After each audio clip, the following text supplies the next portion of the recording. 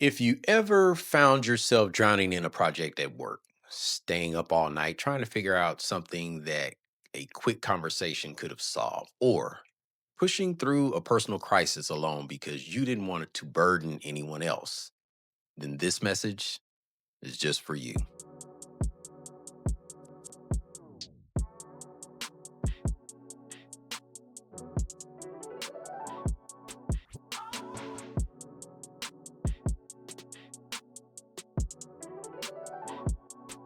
You have tuned in to another episode of The Double Edge Factor. I am your host, Rod Manuel, and peace and blessings unto you.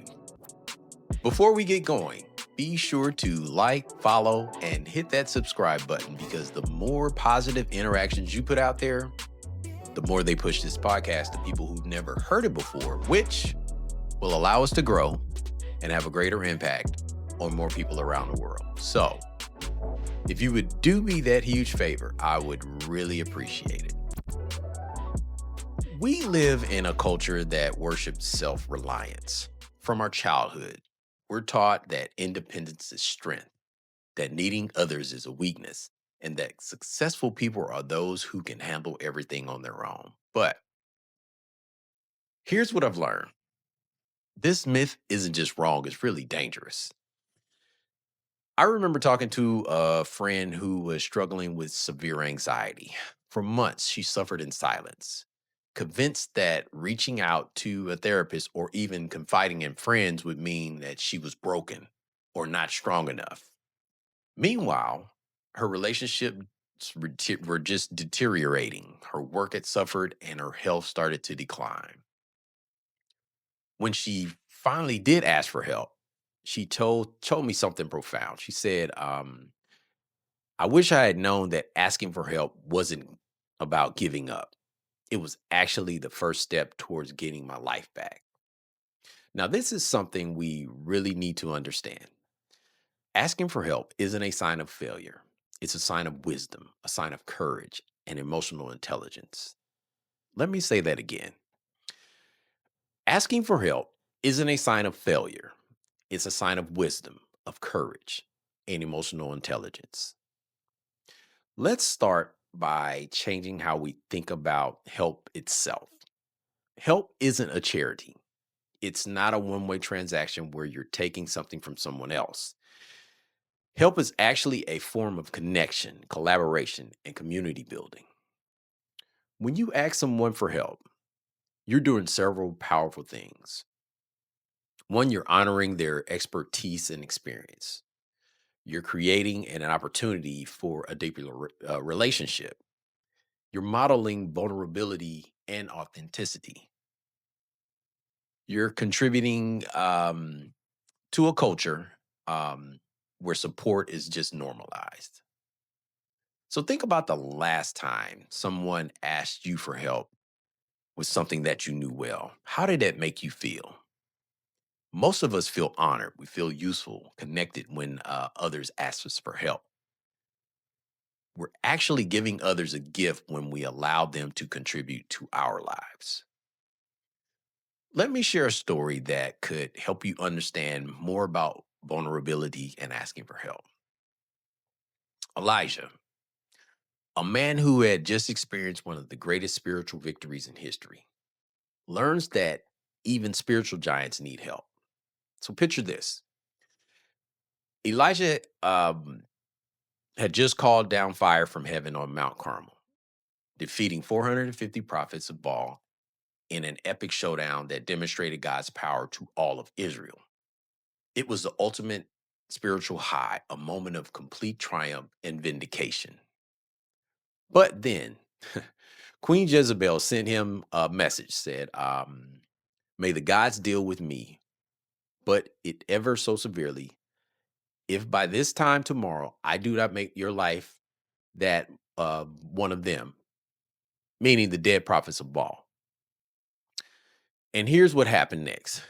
The same Elijah who had just called down fire from heaven, who had outrun a chariot, who had been fearless in the face of hundreds of false prophets.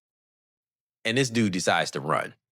He ran for his life, traveling a day's journey into the wilderness. And then, exhausted and overwhelmed, he sat down under a broom tree and prayed. He prayed a prayer that might surprise you. He said, I have had enough, Lord. Take my life. I am no better than my ancestors. This mighty prophet, this man of God, had reached his breaking point. He was burnt out, depressed, and ready to give up. He felt completely alone and convinced that his ministry had failed. But here's the beautiful part of the story: God didn't shame Elijah for his weakness. Instead, God provided exactly what Elijah needed. An angel appeared and provided food and water. Then Elijah had rested and had eaten. God led him to Mount Horeb for a personal encounter. But even more significantly, God addressed Elijah's deepest fear, that he was alone on his mission. Elijah said, I am the only one left, and now they are trying to kill me too. God's response was profound. He said, Yet I reserve 7,000 in Israel, all of whose knees have now bowed down to Baal. God was trying to say, Elijah, you're not alone. You were never alone. There are 7,000 others who share the same faith and your mission. Then God did something else remarkable. He gave Elijah a partner. He told him to appoint Elisha as his successor and companion in ministry.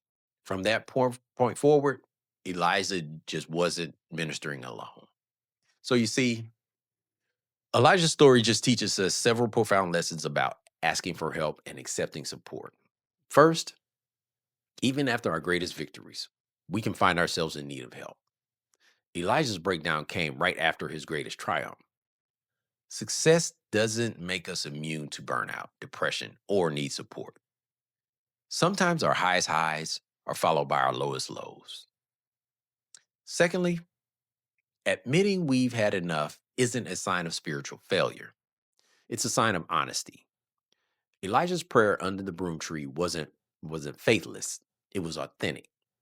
God honored his honesty rather than condemning him in his vulnerability. Third, God's response to our weakness is provision, not condemnation. When Elijah was at his lowest point, God didn't lecture him about having more faith. Instead, God provided practical help, food, rest, and companionship. Fourth, we often feel more alone than we actually are. Elijah believed he was alone and the only faithful person left, but God revealed that there were 7,000 others. Sometimes asking for help connects us with a community of support that we didn't even know existed. Fifth, God often provides ongoing partnership, not just a one-time rescue. God didn't just help Elijah through this crisis. He gave him a partner, a long-term ministry partner in Elisha. The best help creates sustainable support systems, not just temporary fixes. And we will be right back. Today's show is brought to you by Polished Custom Builders, where they specialize in building your dream into a reality through custom home building, renovations, and interior design. Check them out at polishedcustombuilders.com, where the most beautiful house in the world is the one that you build yourself.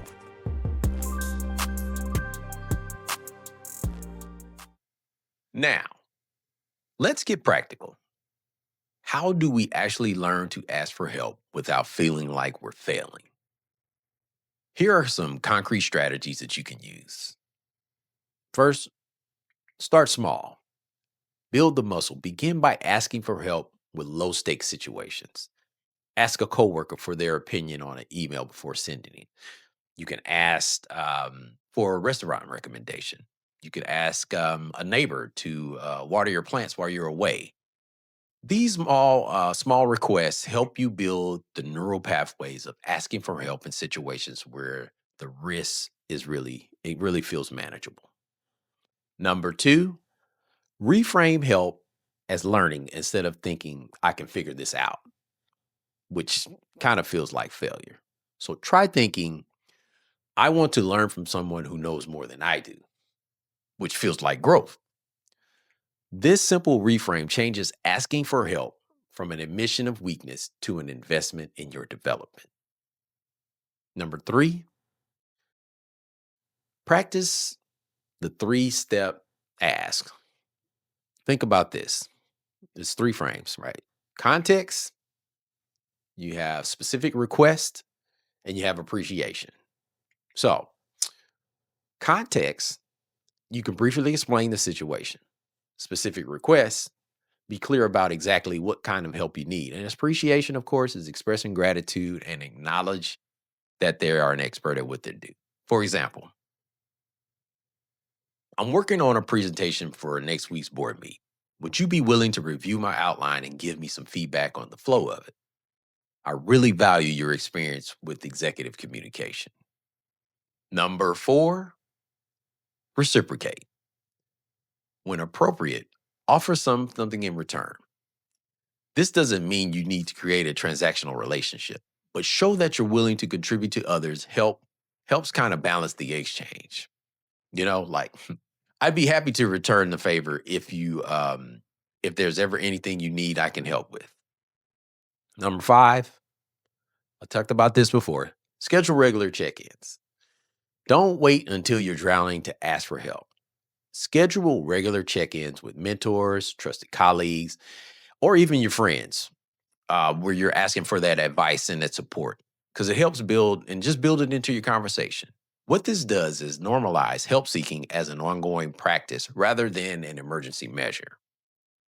Number six, distinguish between help and rescue. There is a difference between asking for help and asking to be rescued. Help involves you remaining actively engaged in solving your own problem while benefiting from the other's input, their resources, and even their support. Rescue involves the other person taking totally over your responsibilities.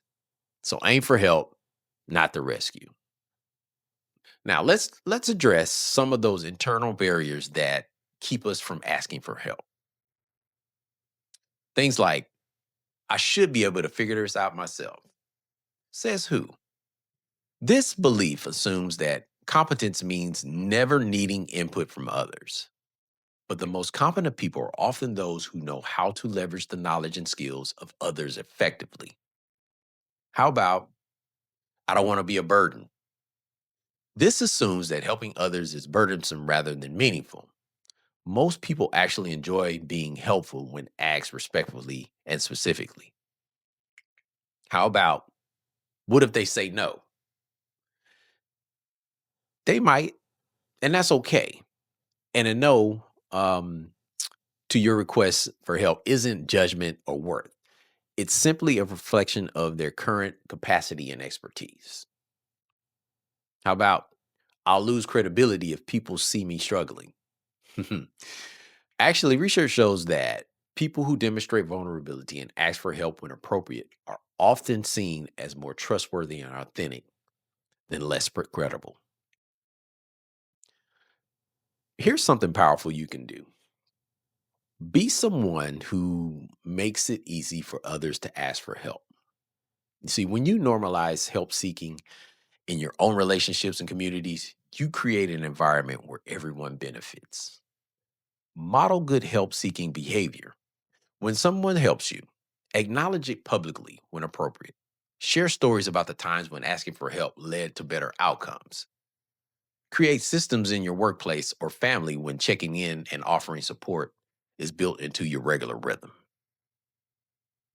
When um, when Elijah accepted God's help in partnership with Elisha, it didn't just restore Elijah; it actually created powerful mentoring relationships that strengthened both men.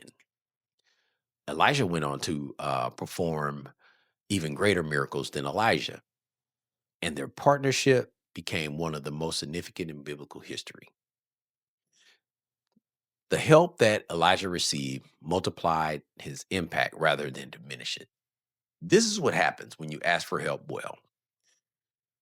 We don't just survive our crisis, we often discover communities and partnerships we never knew were possible. We model authentic humanity for others. We give people opportunities to be a part of something meaningful. We build networks or mutual support that often benefit everyone. So, as we wrap up, I want to leave you with a challenge. Before this week is over, identify one area where you've been struggling alone and ask someone for help. It doesn't have to be dramatic. Maybe you just need advice on a decision you're facing. Maybe you could just use some brainstorming on an idea on a project. Maybe you need emotional support during a difficult season. Whatever it is, practice seeing the request not as an admission of failure, but as an act of wisdom and courage. So remember, Elijah, the mighty prophet who discovered that his moment of greatest vulnerability came after the doorway to deeper community and renewed purpose. Learning to ask for help without feeling like you're failing isn't just about solving immediate problems. It's about fundamentally changing how you engage with the world. It's about moving from a mindset of scarcity and competition to one of abundance and collaboration. It's about recognizing that we're never meant to go through life alone and that our interconnectedness isn't a weakness to overcome, but it's actually a strength to embrace.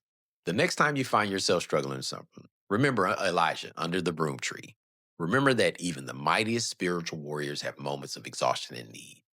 Remember that asking for help isn't about giving up, it's about opening it up. It's not about failing, it's about being human. It's not a weakness, it's about a pathway to discovering a community of support that God has already prepared for you. Thank you for listening, and remember, the strongest among us are not those who never fall, but those who know how to reach out when they need some help so they can get back up. This is Rob Manuel with the Double Edge Factor. And if you found this episode or even a few words value added, share this episode with just one person. The only way we grow this podcast is when you guys share it. The more you share, the greater impact we have on more listeners around the world. So hit that subscribe button to never miss another episode, or you can find the Double Edge Factor on linktree.com, where you can join that free email list and have access to all of our social media outlets. And as I always say, be intentional with your words, your thoughts, and your actions, and always find a way to be a blessing to someone else today.